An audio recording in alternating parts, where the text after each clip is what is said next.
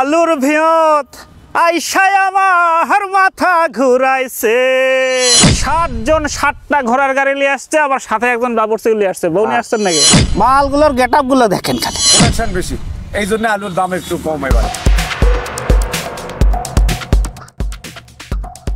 পুরা জমি দেখুন, পুরা পাথার, যদি জমি বলা যাবে না, পুরা পাথার দেখুন, লোকে লোকারণ্য হয়ে গেছে। মনে হয় যে এখানে একটা মেলা বসছে আর কি। মেলায় মনে হয় যে সব গুপ্তধন উদ্ধার করতেছে, গুপ্তধন উদ্ধার করতেছে। আসেন,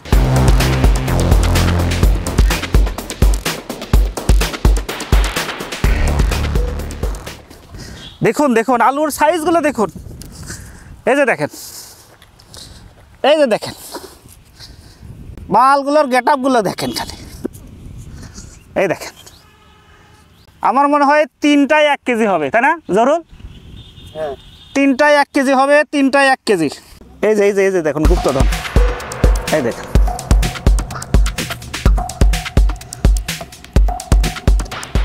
আলুর এই যে হাত পা হয়েছে, এই হাত পা হওয়ার কারণটা কি জরুল?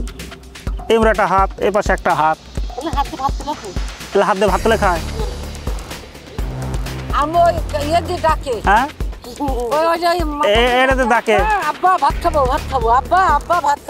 আপনারা কি সারাদিনে কি আলুর কাজ করতেছেন এখানে? আলু তোলার কাজ? আলু তুলতেছেন না কুড়াচ্ছেন? এটা তো অন্যায়। কেন? আলু কুড়াচ্ছেন, কাজ করা বাদ দিয়ে কুড়াচ্ছেন কেন? আলু কাজ করলে ইয়ে দেয় না, আলু দেয় না? না, আলু দেয় না। কি দেয়? টাকা দেয়? খাওয়ার টাকা দেয়। 300 টাকা দিন। 300 টাকা দিন আলু তোলা? আমার গরিব মানুষ, আমাকে 150 এলাকাত নাই, খালি এক ধান ছাড়া কিচ্ছু নাই। আপনার আলু কুড়ায় সারাদিনে কতটি আলু পান? ওই প্রায় 5 ধরা 6 ধরা। 5 ধরা মানে 25 কেজি। হ্যাঁ, 25 কেজি করে আলু পাওয়া যায় সারাদিনে? হ্যাঁ। তাহলে তো ভালোই। ওই দেখেন টাকা দেন। ওই বাবা তো একটু ভিডিও করে লো। এই গেলে সব আলু কুড়াচ্ছে ওরা। খালি সম্পূর্ণ একটা মেলা। একটু কথা বলে দেখি। ভাই, আলুর ফলন কিরকম হলো? মোটামুটি 150। 150 মানে কি? 150 মন বিঘাতে 150 মন আলু? 30, 40, 150 হাই। বলেন কি? তাহলে তো ফাটাফাটি রেজাল্ট। এটা মোটামুটি এবার মারে রেজাল্ট আসি গেছে। এটা কি জাতের আলু? এটা কি 12-13 ডায়মন্ড।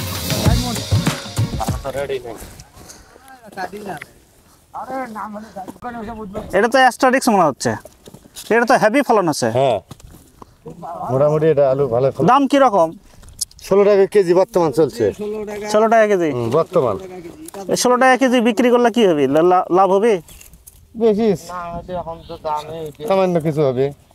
এই জমির মধ্যে আসে যে জিনিসটা বুঝলাম, এখানে কিন্তু মহিলা জিলে ওই যে দেখতেছেন ওখানে যেন বাসের হচ্ছে আর কি। ওই যে বাসের হচ্ছে, দেখেন মনে গুপ্তধন উদ্ধার করতেছে, সব গুপ্তধন উদ্ধার করতেছে। এরা কিন্তু আসলে কাজ করতেছে না। এরা হলো কাজ করার হলো মজুরি পায় হলো 300 টাকা মহিলারা, আর এরা সারাদিনে আলু কুড়াই হলো 25 থেকে 30 কেজি। তাহলে 30 কেজি আলুর দাম যদি 15 টাকা করে হয়, তাহলে ওরা কামলা দিবে কি জন্যে? ওরা কামলা দেওয়া বাদ দে, ওই যে দেখেন আলু কুড়াচ্ছে। মানে বাটির নিচে সব গুপ্তধন লুকিয়ে আছে। এই যে লোকজনরা সব গুপ্তধন বার করতেছে, কি তাই না? মাটির নিচে সব গুপ্তধন।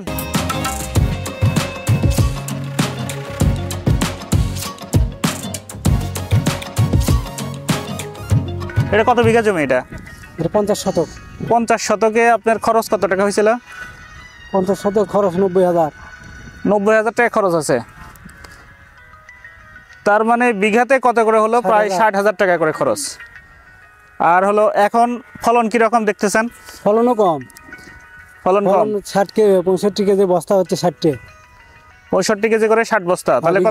তাহলে কত 30-90টা, এই জমিতে 90টা বস্তা। 90 বস্তা। 90 বস্তা আলুর দাম কত হবে? 90 বস্তার দাম এখন ধরেন 800 টাকা বস্তা।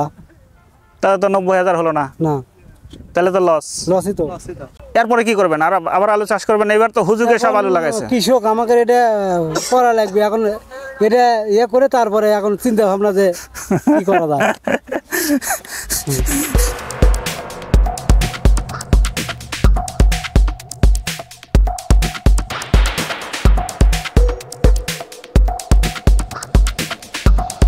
জমির মধ্যে মোট দাম হিসেবে তো মাগ না এত মহিলা কথা ওটা থেকে কোটা কমাচ্ছে না তা কোটা কমাচ্ছে ব্যাপাস কথা কিষানে দিয়ে খাই আমরা কিষান দিয়ে খাই লোকের খাটা কখন খালে কি তোমার বুদ্ধি আছে তুমি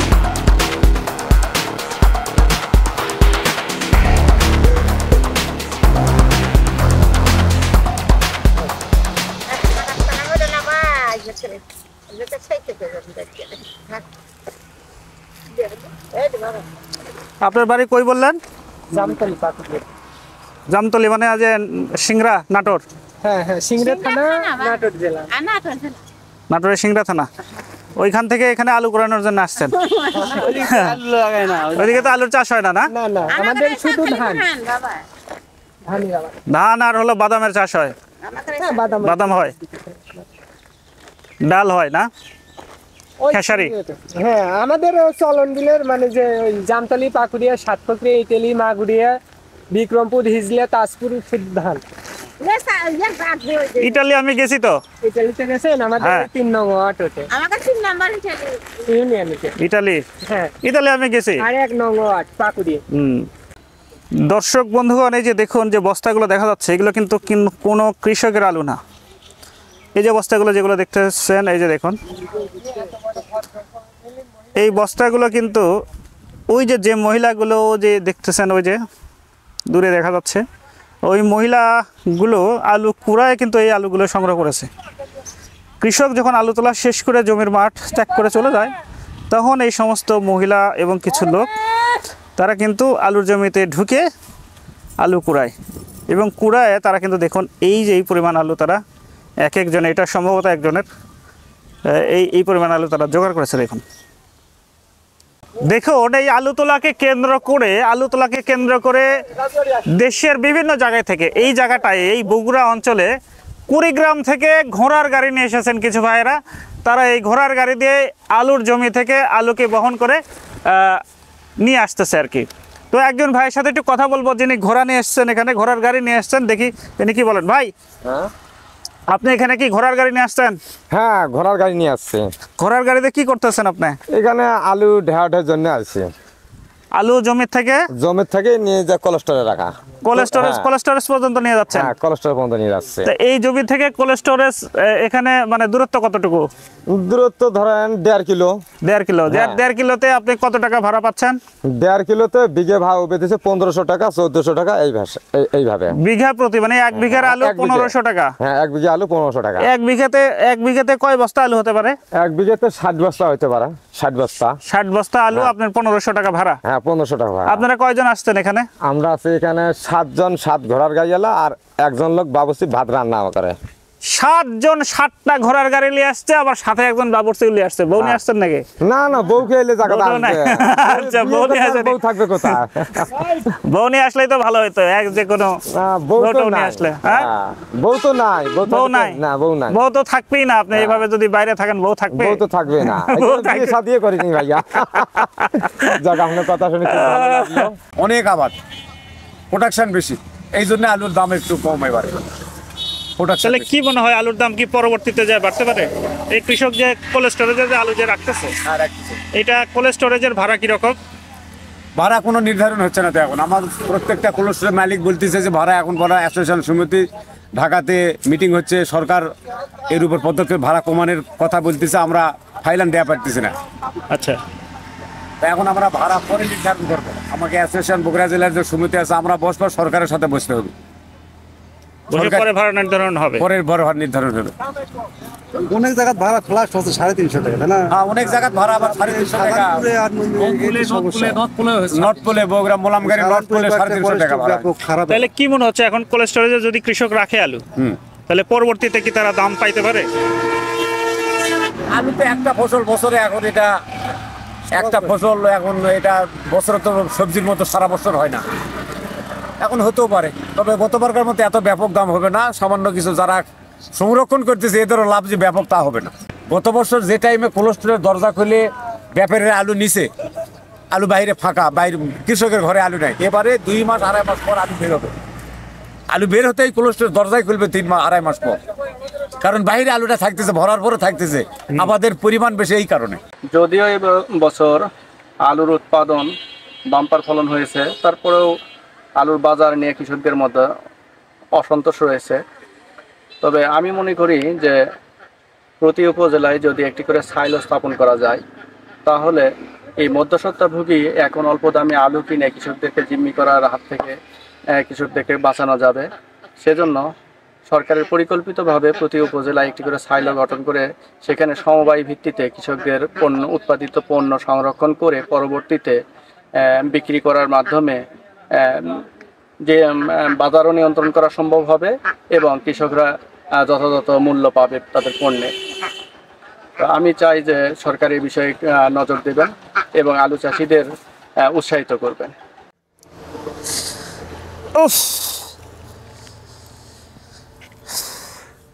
প্রচণ্ড রোদ, ঠাঠা রোদ। এই রোদের মধ্যে আলুর জমিতে গেছিলাম আলু তোলার যে বিচিত্র সব অভিজ্ঞতা অর্জন করার জন্য। অভিজ্ঞতা কিছু হলো, শারীরিক পরিশ্রম হয়েছে অনেক, যেহেতু রোজা আছি সেই জন্য এই ঘোড়ার গাড়িতে শুয়ে পড়েছি। তো দর্শক বন্ধুগণ, আজকে কিন্তু এই যে বগুড়া অঞ্চলের আলু তোলাকে কেন্দ্র করে, মানে একটা সিজনে আলু তোলাকে কেন্দ্র করে এই এলাকার পরিবেশটা কীরকম হয়, কত রকমের মানুষ এখানে এই আলু তোলার কাজে এনগেজ হয়, সেটা কিন্তু আজকে আপনাদের দেখানোর চেষ্টা করেছি। এবং এই আলু কিন্তু এখান থেকে দেশের বিভিন্ন প্রান্তে কিন্তু এই আলুগুলো সরবরাহ হয় এবং উত্তরবঙ্গের মধ্যে জয়পুরহাট, বগুড়া এই অঞ্চলটাই কিন্তু সবচেয়ে বেশি আলু প্রোডাকশন হয়। বিভিন্ন রকমের আলু কিন্তু এখানে প্রোডাকশন হয়। তো আলু নিয়ে এখন কৃষক যেটা বললেন, কৃষকের সাথে কথা বলে যেটা বোঝা গেল সেটা হলো তারা এখন আলুটা যেহেতু দাম কম, তারা এই আলুটা এখন বিক্রি করছে না, তারা কিন্তু কোল্ড স্টোরেজে নিয়ে যাচ্ছে। এই যে ঘোড়ার গাড়িগুলো দেখতে পাচ্ছেন, এই ঘোড়ার গাড়িতে করেও কিন্তু কোল্ড স্টোরেজে আলু যাচ্ছে। কোল্ড স্টোরেজে আলুগুলো সংরক্ষণ করা হবে এবং পরবর্তীতে যখন বাজারে আলুর এখন যে নতুন আলুর যোগান যখন একটু কমে যাবে, তখন কৃষক সেগুলোকে বের করে নিয়ে কোল্ড স্টোরেজ থেকে বের করে সেগুলো বিক্রি করবেন। তখন তারা একটু ভালো দাম পাবেন, এই আশাইতে কিন্তু তারা এই কোল্ড স্টোরেজে আলুগুলো সংরক্ষণ করছে। তো কৃষকের এই আশা যেন নিরাশায় পর্যবেসিত না হয়, সেদিকে সবার দৃষ্টি আকর্ষণ করছি এবং কৃষক যেন ক্ষতিগ্রস্ত না হয়। যদি আমাদের সবজির দাম, আলুর দাম যদি কমিয়ে রাখতে হয়, তাহলে সেটার প্রোডাকশন খরচ কীভাবে কমানো যায় সেই বিষয়টা কিন্তু আগে মাথায় নিতে হবে। সেটাকে যদি আমরা কমাইতে পারি, তাহলে আলুর খরচ যদি প্রোডাকশন খরচ যদি কমে যায়, তাহলে কম দামে আলু বিক্রি করতে কৃষকের কোনো সমস্যা নেই। কিন্তু কৃষককে লসে ফেলে আমরা কম দামে সবজি খাবো, এইটা যদি আমরা চাই তাহলে কিন্তু মস্ত বড় ভুল হবে। আজকের ভিডিওটা এই পর্যন্তই, দেখা হবে অন্য কোনো পর্বে অন্য কোনো বিষয় নিয়ে। সে পর্যন্ত সবাই ভালো থাকবেন, সুস্থ থাকবেন, এই প্রত্যাশায়। আল্লাহ হাফেজ।